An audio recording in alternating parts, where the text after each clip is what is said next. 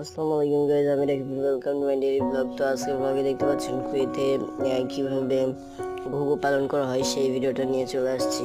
তো হাই, আমি রাকিব আর welcome to my daily blog.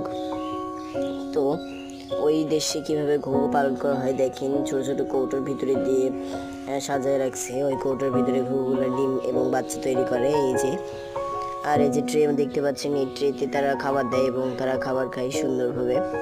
মানে নর্মাল বাংলাদেশে যেভাবে খাবার দেওয়া হয় ওই দেশে ওইভাবেই খাবার দেওয়া হয়, কিন্তু নর্মাল বাংলাদেশে যেভাবে অনেক প্রজাতির ঘুঘু পাওয়া যায় সেখানে শুধুমাত্র হোয়াইট কালার এবং বিস্কিট কালারের ভিতরে পাওয়া যায়। মানে চুইঠাল ডাবটাই বেশি ওই দেশে অ্যাভেলেবেল।